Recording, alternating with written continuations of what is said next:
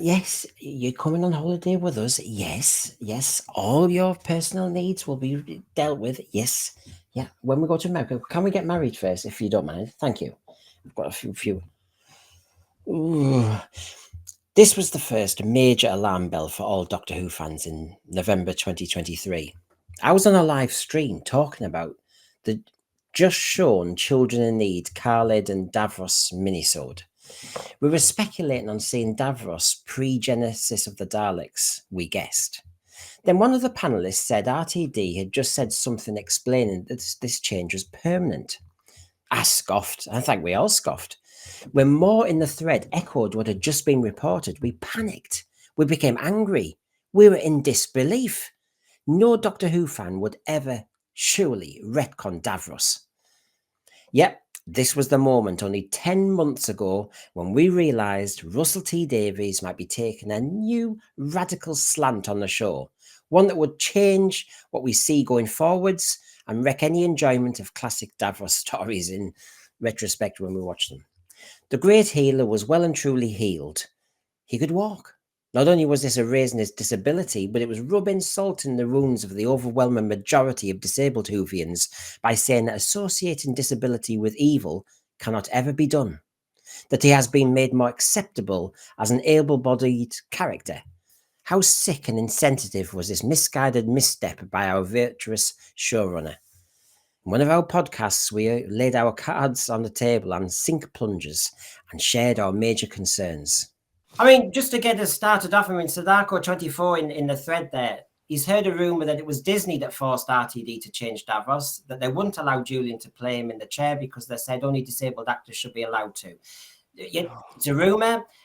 I mean, I did wonder, the Davros debate, where do we stand on it? Whose fault is it? Can it be retconned? Or are you actually happy with it? So we're talking about that Children Need special, as we all know. It was a small little skit. And of course, Davros now can stand. And then when you went on Doctor Who Unleashed, RTD gave his opinion on it and said basically things had changed. Right, let's have the free for all. Who wants to start on this one? Davros, acceptable or not? Nice, polite thing there. PD? Not really at the moment, because as I said, you're changing an entire character, regardless of Julian being wheelchair bound or able. I mean, it's not a wheelchair. It's a life support machine, technically a travel machine. Yeah. I mean, you wouldn't go around in a kind of an EVA pod made of trousers, would you now? No. And I've got a clip in a minute. I mean, back to the target book. Here it is, just for a second, just to keep reminding our Doctor Who fan RTD what this is all about. And if I just put it there for a second. Harry Sullivan looked at Davros in horror. La, la, la, la, la. You go down there. His life support, his mobile life support machine. It's always been made clear that. It's always been made clear. Why this has been kind of retconned, I personally do not know. Now, is anybody on our panel happy with this change? No, so it's getting blood out. It's done, I think, on that one.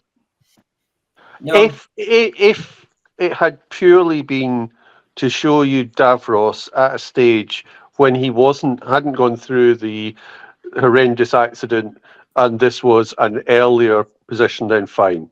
It wasn't. That's the problem. Agreed. Yeah. Agreed.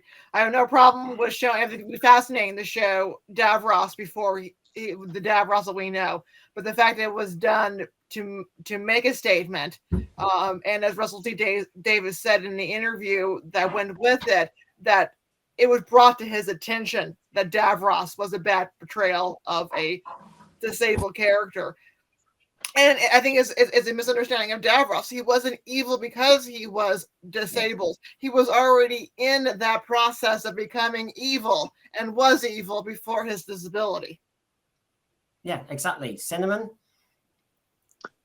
I mean, yeah, again, it's just nonsense, really. I mean, it's what? I mean, do we look at Wallace and Gromit and, the wrong trousers? That's a machine that's walking for him. Is that problematic? Or Palpatine, Star Wars, he's got scars. There's a thing about associating Halloween costumes and scars is a problem now. It's like I said before. It's just Russell to pick a fight and start a fight with himself in an empty room. And this is why I'm concerned, because whatever he came up with, it surely has resonance with what he might do with the Daleks next.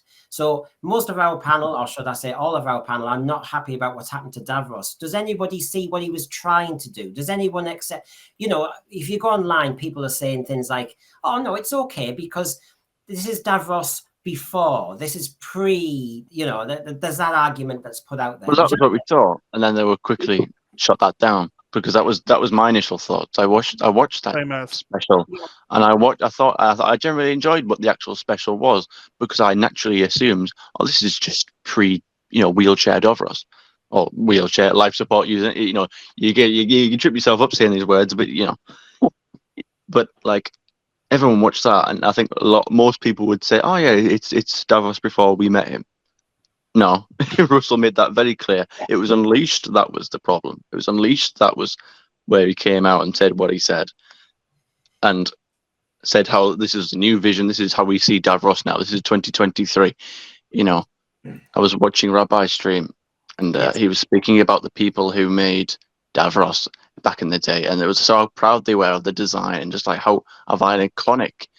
I mean, he's one of the most iconic. I mean, it's like, it's how everyone, like, even people who don't know sci-fi or even into movies, everyone's familiar with Darth Vader. Everyone's heard of a lightsaber, and again, most people in this country have probably heard of Davros. I've heard of multiple people who have mentioned Davros who are probably not even Doctor Who fans themselves. He's an iconic design, and then to dumb him down. I mean, you could, again, the funny thing is that he's trying to pat himself on the back to try and look good, but you could easily twist it around and say, well, if anything, what he's done is problematic, because he's made him into an ableist character. I always said this before, not that I thought he was disabled, but if anything, he was good representation.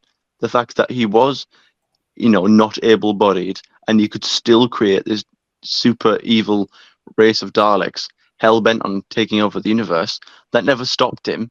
It never prohibited him from doing that. He still succeeded that. So it never stopped him. So to make him boring, and to make him diluted, and to water the character down into just, a bloke who looks a bit like Gollum in a uniform, like, that's not Dalek, that's not Davros. It's not. And you have to listen to the people. And again, they'll say, oh, well, look about, you're not in a wheelchair, what would you know? Well, you don't have to ask me. I mean, my opinion is still valid, but you don't have to ask me. Ask real people out there who are in wheelchairs. Ask Scottish Davros. Does his opinion not matter? Well, talking about Scottish Davros, just before we do, I mean, it's a pertinent point, and I promised I'd bring him in because I do want to bring him in the respect of what he said. So if I just show you this, for example. So on the left, he's got his own channel. Please support it. Please subscribe. And he's got a brilliant video, his heartbroken response to Davros's change and to Rtd'S comments. And he gives a proper retort to that. So please, I was on Noel's Tardis Zone when we debated this, and we do need to give support, because he is very happy with Davros as was. He doesn't like the change. None of us do. And so, of course, shout out to Scottish Davros, Daniel. Please go to his channel. Please subscribe and watch that video. And on the other side here, on Twitter, we had James Jeans, and he again is talking about how it's upset him.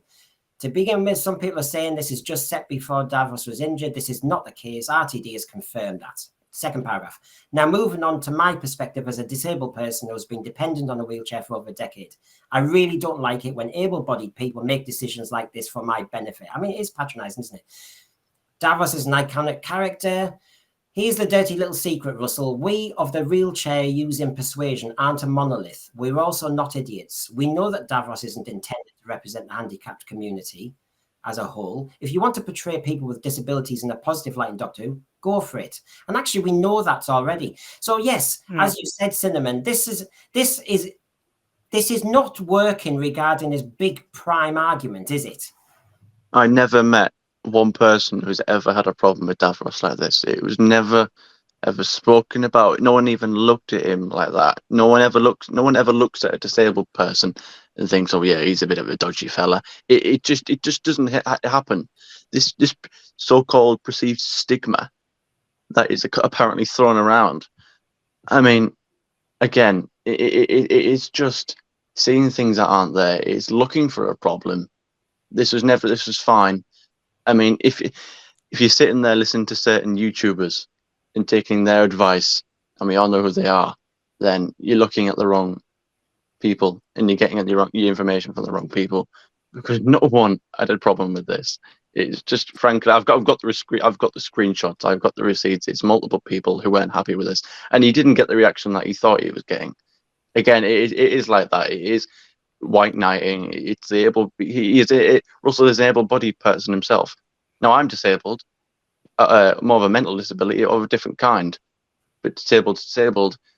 But you know, it's ludicrous. It's like, to these people, it's one size matters with this. Yeah. It's again, these people who weren't happy with this, disabled people themselves. You know, their voice matters too. But there was never any discussion on that. It was just my way or the highway. This is 2023 now. This is how we see Davros. You've dumbed him down, made him boring, and you've just caused a storm in a teacup. And I think that didn't help. And the bigger picture of that is that it didn't help the actual 60th anniversary, because it left a bad taste in everyone's mouth going into it. What could have been, what was supposed to be a really big, well, it wasn't a big event, but what was supposed to be, the return of Doctor Who again on our screens, was soured by that, and it was sour because of that, really. And I think it let it down. It didn't help. Yeah, I mean, I've got a few comments here, and then I'll bring everybody else in, because the whole point is we have to have this debate. We have to keep having this debate, because it really does feed fears of what's going to happen. It feeds our concerns, and it feeds our understanding of where this future of this program might go. So we've got JW reviews. The pre-injury Davros does open dramatic possibilities, though. Would the Daleks have been so hate-filled if he hadn't been crippled? Even a Davros romance is possible if he's able-bodied. I know. We've got Darren M. Davros is a shot across the bow to the old fans. And I know this is the point that you were saying. You almost feel as though you're being deliberately triggered. It is the piece of the iceberg you can see above the water. What is below, RTD, Disney, Sony, and what else is there to sink the show? And of course, there's a bit of backing in the thread for Scottish Davros as well. And yeah, it's very difficult to work out what reaction he wanted from this, apart from thinking he was right. I mean, the thought that you speak for other people is always a fascinating concept, isn't it? That you can speak for others. Wait for the complaints. If Davros is so offensive in 2024, then the switchboard will be as hot as can be. Jeremy, Davros, is how Davros has been retconned sowing seeds for where you think they're going to go with a Dalek, Mark III travel machine? Probably, very probably. Who knows what Russell T Davies will do with the Daleks? I mean, it's funny because each one has a mutant inside. So again, if he wants to call the life support machine a wheelchair, what's the Dalek? I mean, this is the problem. It's a very similar concept.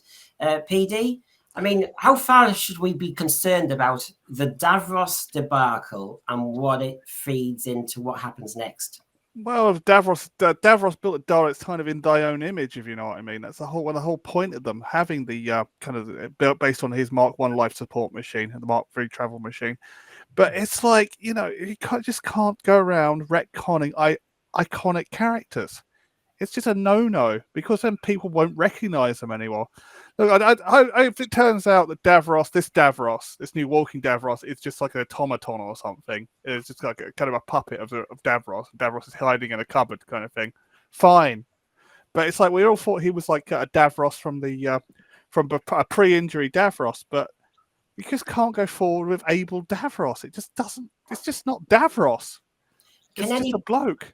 Can anybody buy into? I will have to play devil's advocate tonight, of course, but can anybody consider that with the Mavity idea, the Sir Isaac Newton being of a different kind of ethnic background, that we're in a parallel universe, and this is a fantasy kind of setup he's doing, and so the Davros, which has triggered us all, is meant to trigger us just to get a peak of interest, and actually. Yes, in this universe, Davros is able-bodied, but there's always the other Davros in another universe. Does anyone buy into that, Hugh? Yeah. So what I was about to say is, I think there is one argument, and it has been sort of like what was suggested earlier, that does have some impact, which is saying that if you have a character which can appear to be disabled, then it would be better if someone's disabled who portrays that character, because there is a lack of representation. That said, I think that I think it's highly arguable what Davros is, and you then run into the problem that he's meant to be like a Dalek rather than a disabled person. But I can see the argument in terms of the actor. There's the other problem you run into if this is an alternative universe is I'm not watching the 60th anniversary of Doctor Who, and I'm not watching the 15th Doctor. I'm watching an entirely different show. Yeah. Michelle? Well, this goes back to what I said before, that Russell T Davies is trying to please everybody and isn't pleasing nobody. He does. It seems to be that he is responding too much to the input of a board, panel, whatever you want to call it. He is expecting to be met with universal praise. He is not getting the universal praise that I suspect that he was intending to receive.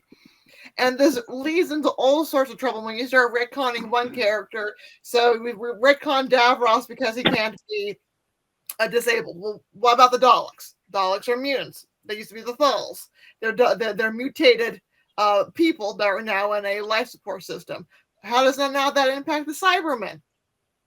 How does that impact any other? And we go into this, well, if a person is disabled or of a minority group, they can't be portrayed as evil. Well, then how does that explain Jinx Monsoon and other characters that may come along? So the poor guy, and being the charitable end, again, he is digging himself into a hole, one hole after the other. And again, he's trying to please everybody, but is pleasing nobody.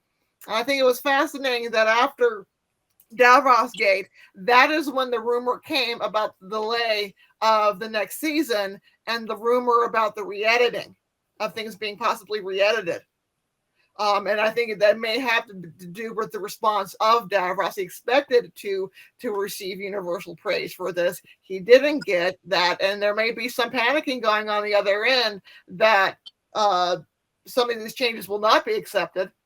I totally see possibly using this as a the Marvel multiverse that may explain, as I said before, I have a feeling that this next season will be very experimental and may not be what we like. And then they will start trying to dig themselves out of some holes in the next season. Yeah. Which is a very clever way of show running, isn't it? My God. Jeremy, you sound like you were going to say something then. I agree. I agree very much. I think that's probably what will happen, what is happening.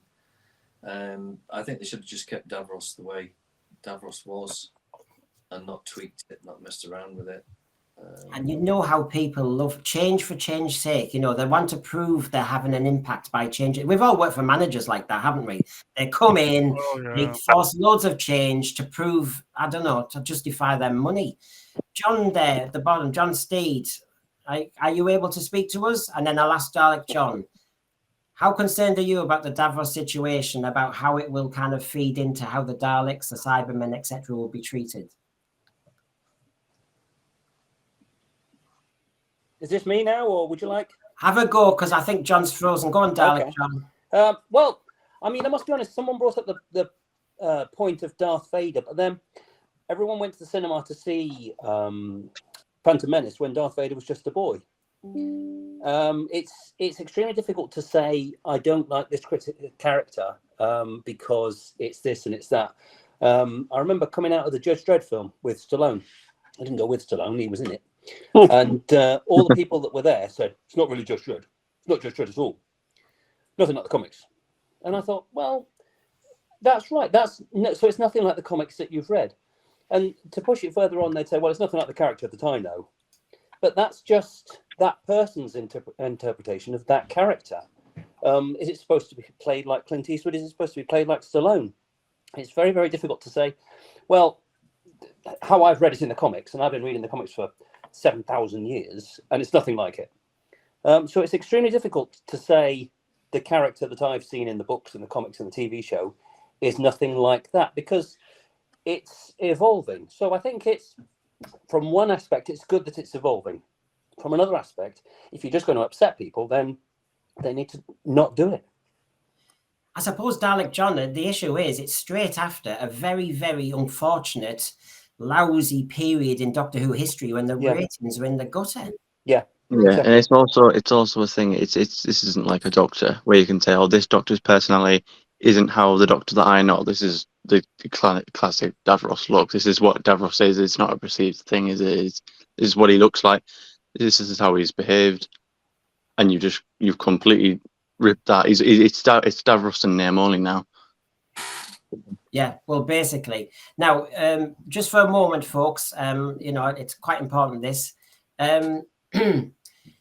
Subscriptions. Now, the Prince's Trust deals with earthbound issues. We on the Sensesphere wish to extend our philanthropic feelers across the cosmos and universe to help those in need by collecting enough subscriptions on this channel to translate to galactic credits to do charitable work.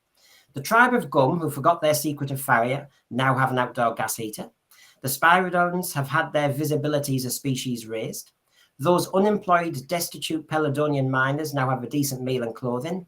Those separated from their worlds and families by the Minoscope have been reunited. Now, we bigger than Davina McCall. We go whole universe. Now, I request your subscription and likes, kind viewers, as we extend our help to those old crusty Logopolitans who fought hard to keep our universe intact. Those that survived their encounter with the Master need our galactic credits for a care home on Faros 4, with Nabocus furnishing every room, and those unfortunate enough to have been made miniature can be housed in a plush doll's house with injured action men. We need your subscriptions for the Sensesphere so we can help others. Thank you very much. It's important that we do think of others and not just ourselves, Yeah, exactly. I know Christmas is gone. That season of goodwill is over, but it's January. You've got the January blues, but humanity still prevails, right? Especially across the universe. You see, he's going on about disability and ableism as RTD, but I'm more bothered, and so is the Sensesphere, about the whole universe of people. I mean, there's a lot of people to be concerned about, and we're reaching out to you, everybody. So please give us that subscription. It can go so far. So we're still on the Davros debate. Do you know what about this whole Davros debate? I actually found interesting is while all the fans went mad about whether Davros was retconned or not, and I actually had a lot more issues with that Destination Skaro, and it was this.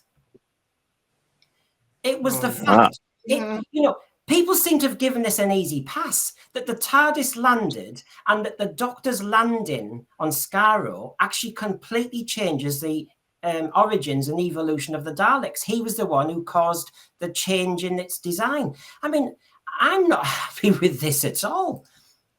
Was anybody else thinking, oh, hold on, for the sake of a bit of stupid humour, I'm not having it? Yeah, I mean, to have it as a big menacing claw. Exactly. Then to be a toilet plunger just for a gag for children in need. Just like, remember years ago when you cast yourself back when you're watching Genesis?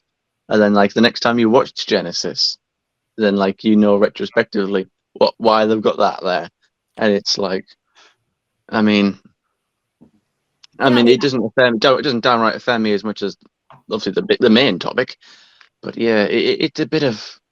I think with Russell, it needs to remember that he's a stewardship for this show. He didn't own the show. He didn't create it. You've got to be careful. If this was me, and obviously I'm not a writer, but I would have. It's all about you got to have respect for the people that got you to where, Russell, you were that child that watched that when you were 3. Malcolm, all these Anthony Corbin, all these, his father, all these writers that put it to where it was, to have it run from 63 to 89, and that allowed for you to bring it back when it was when the BBC was in a different frame of mind, in a different place, when they were willing to experiment on it. And we all know actually, but behind the scenes, they were distant from it because they thought it was going to fail. We know that now. But the BBC were very, very detached from it, and then of course only jumped in when it became successful, and then reaped the rewards of it. So so Cinnamon, you seem to be along the lines of MCTV here. I did think it was hilarious, but you've got to see it like Dimensions in Time or something like that. The EastEnders cast aren't really in Doctor Who now, are they? It's just a skit. Calm down. So Well, that's I not canon. I know what. Yeah, I know what's That's canon. the difference. I know what I mean, you MC. can say this isn't either, but this is it's certainly intended to be. Yeah. But you see, the point is, I can go with a children need skit. I can MCTV. I really can. The trouble is, it was and I think we've said this on this channel a few times, it's when RTD goes on Doctor Who Unleashed and then he explains it, gets in a bit of a rant and tells us all off and says, actually, no, it's a bigger deal than you thought. And suddenly you have problems. I mean, does anybody agree with me that this sink plunger thing can't be dismissed as easily as it was at the time? It's not just that, my friend. It's the problem is it's a Dalek they showed. It was a Mark III as well. It's like Mark III with a giant claw on it. It's like, shouldn't it be a Mark II by now? If it's like earlier before Genesis, it's like you couldn't even get the Dalek right. It's like they just put a giant claw on a probably a Mark III from this planet Earth that you bought. You bought because you needed one. Yeah, and just whacked it on. It's like that's like and it's even though the Genesis Daleks, they should have actually looked like Genesis Daleks. They should have looked like the ones from the Daleks originally. But the props are so beat up that the BBC had to use what they had. Well, where's the budget? You looked as though you were coming in then. Yeah. So I think it is important that there was the possibility that this was a good joke, and if it was a joke, then I wouldn't be bothered about the plunger or anything.